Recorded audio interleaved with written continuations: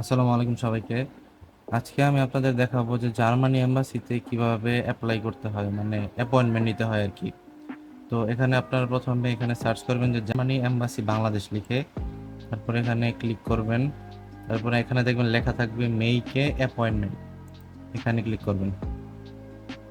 তারপরে নিচে আসবেন, নিচে আসার পরে দেখবেন যে এখানে লেখা আছে যে hair is our online booking system, এই যে এখানে লেখা আছে, আপনারা এখানে একটা ক্লিক করবেন। তারপরে চলে যাবেন সোজা নিচে, নিচে আসার পর দেখবেন সাইডে কোনায় লেখা আছে যে কন্টিনিউ। দেখুন আমার মাউসটা আমি নাড়াচ্ছি, কন্টিনিউ।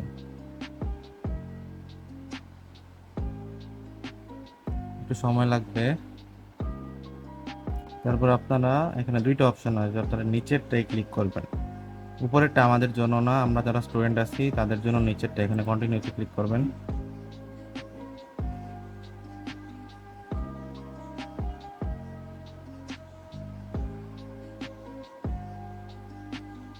তারপর এখান থেকে এখানে লেখা আছে যে নিউ অ্যাপয়েন্টমেন্ট, নিউ অ্যাপয়েন্টমেন্টে ক্লিক করবেন।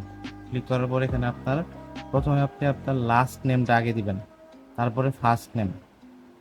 লাস্ট নেমটা আগে, কিন্তু আবারও বলি লাস্ট নেমটা আগে, তারপর ফার্স্ট নেম, তারপর ইমেল, তারপর হচ্ছে ইমেলটা আবার রিপিট করবেন। আপনাদের পাসপোর্টে একটা নাম্বার আছে দেখবেন, ওই নাম্বারটা দিবেন, পাসপোর্ট নাম্বারটা। তারপর আপনারা যদি এখানে স্কলারশিপ থাকে কারো, তাহলে স্কলারশিপ দিবেন, আর না থাকলে এখানে নান দিবেন, সবার লাস্টেরটা। ব্যাচেলর কোর্সে ভর্তি হলে ব্যাচেলর দিবেন, মাস্টার্স হলে মাস্টার্স দিবেন, আর না হলে নান। অ্যাডমিশন অলরেডি আপনাদের যদি আগে থেকে যদি অ্যাডমিশন লেটার থাকে তাহলে ইয়েস দিবেন, আর না থাকলে নো দিবেন। তারপরে এটা ফিল আপ করে জাস্ট সাবমিট দেওয়ার পরেই চলে আসবে, শুধু এতটুকুই। আর আপনাদের এটার জন্য 19 মাস অপেক্ষা করতে হবে।